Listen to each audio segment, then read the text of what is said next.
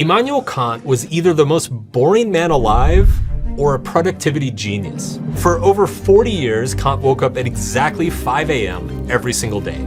He wrote for precisely 3 hours, no more, no less. He went to work at the same university, ate lunch at the exact same restaurant, and spent every afternoon walking through the same park along the same path. He was so predictable that his neighbors joked that they could set their clocks by him. But here's something even crazier. Kant never once left his hometown. The ocean was an hour away, yet he never saw it. But here's the twist. Despite living what sounds like the world's most monotonous life ever, Kant was one of the greatest thinkers in history and one of the most influential people of the Enlightenment. From a single-room apartment, he shaped the modern world more profoundly than most kings, politicians, or generals ever have. If you live in a society that values democracy and individual rights, you can thank Immanuel Kant for that. He pioneered ideas like animal rights and even proposed something like the United Nations 150 years before it existed.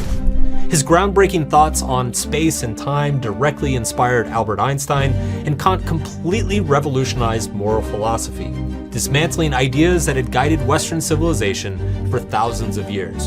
And those ideas are still hotly debated today. So that's what I want to talk about, Kant's moral philosophy and why it matters to you. My name is Mark Manson. I am a 3-time #1 New York Times bestselling author, and I have a man crush on Immanuel Kant. And by the end of this video, I think you will too. Kant's moral philosophy is both unique and counterintuitive. Kant believed that for something to be good, it had to be universal. That is, it can't be right to do something in one situation and wrong to do it in another. If lying is wrong, it has to be wrong all the time. It has to be wrong when everyone does it. Period. If it isn't always right or wrong, then it cannot be a valid ethical principle. Kant called these universalized ethical principles categorical imperatives, rules to live by that are valid in all contexts, in every situation, and to every human being. Now, that's a tall order. Chances are any ethical principle you can come up with, you can easily imagine many exceptions to it. I can think of many situations where I think it would be morally correct to lie. I'm sure you can too. But Kant did not believe this. In fact, he spent much of his life attempting to come up with these categorical imperatives, these universal moral truths. Some of those attempts were quickly ripped to shreds by other philosophers, but one of them, in particular, has kind of stuck. And in all my years reading and studying philosophy, psychology, and other sciences, it's one of the most powerful statements I've personally ever come across in my life. To Kant, the most scarce resource in the universe was consciousness. That is, our ability to process information and act rationally in the world. To him, this is truly special, exceedingly special. For all we know, we are the only shot the universe has at intelligent self-organization. Therefore, we need to take it seriously. And therefore, rationality and protecting consciousness must be the basis for all of our moral reasoning. Kant wrote that without rationality, the universe would be a waste, in vain, and without purpose. To Kant's mind, without intelligence and the freedom to exercise that intelligence, we might as well all just be a bunch of rocks. Nothing would really matter. Therefore, Kant believed that all morality must be derived from the protection and the promotion of rational consciousness. The question is, how do you do that?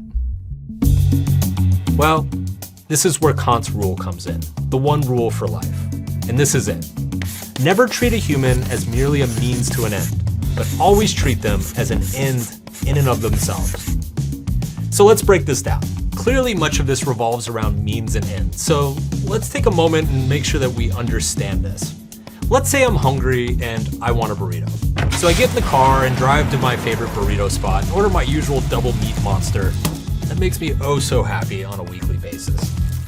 Now, in this situation, the burrito is my end goal. It's ultimately why I'm doing everything else. It's why I'm getting in the car, driving, buying gas, and so on. All these things that I do to get the burrito are the means, i.e. the things that I must do in order to achieve my end, which is the burrito. Now let's say you call a friend to find out how they're doing. Calling them is a means. Finding out how they're doing is your end. If you leave a party early so you can wake up in the morning, leaving the party is the means. Waking up early is your end. Means are things that we do conditionally. I don't want to get in my car to drive, but I want the burrito. So guess what? I end up driving. but an end is something that is desired for its own sake. God damn, that's hot. It is the motivating factor behind our decisions and behaviors. If I only wanted to eat the burrito because my wife wanted a burrito and I want to make her happy, then the burrito is no longer my end. It is now the means to an even greater end, making my wife happy. And if I only wanted to make my wife happy so I could hopefully get laid tonight, now my wife's happiness is a means to a greater end, sex. Now, likely the end of that example made you feel a little bit weird. And that's exactly what Kant is talking about. His argument, hell, his rule, is that treating any human being as a means to some other end is the basis of all unethical behavior. So treating a burrito as a means to my wife's end is fine. I'm being a good husband. But if I treat my wife as a means to the end of sex, then I am now treating her as a means. And Kant would argue that is some shade of wrong. Which brings us to the sponsor of this video, Grammarly. Grammarly takes difficult writing and makes it easy. Whether you're submitting a job application, writing a memo to your boss, or publishing your work on the internet, Grammarly is like a patient writing coach and editor, always there to give you suggestions and feedback and fix those annoying typos. Grammarly has been in the AI game for over 14 years, and there's a reason that they've stuck around for so long. Over 96% of their paying users say that it improves their writing dramatically. Personally, I've found all sorts of uses for Grammarly in my business, from writing social media captions to team memos to brainstorming YouTube script ideas. Grammarly can anticipate your readers' questions and ask you to address them before you even publish anything, and it can coach you on the proper tone to use depending on who you're writing to. So sign up and upgrade to Grammarly Pro to level up your productivity.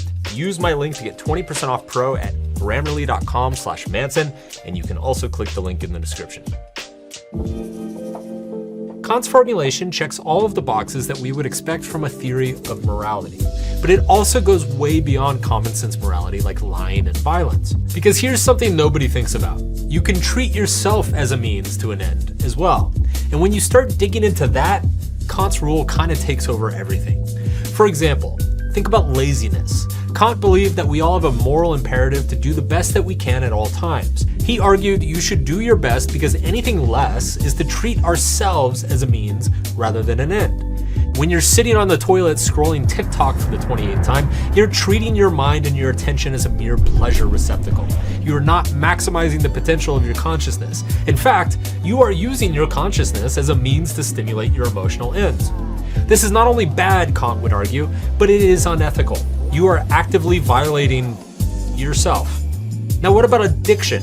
Well, believe it or not, Kant wasn't a total party pooper. He enjoyed some wine with his lunch, and he smoked a pipe, but only at the same time each morning and only one bowl of tobacco. Kant was not anti-fun necessarily. What he was against, though, was a compulsive escapism.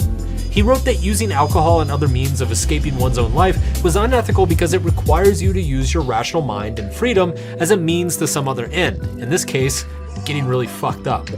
Here's another example, seeking too much approval.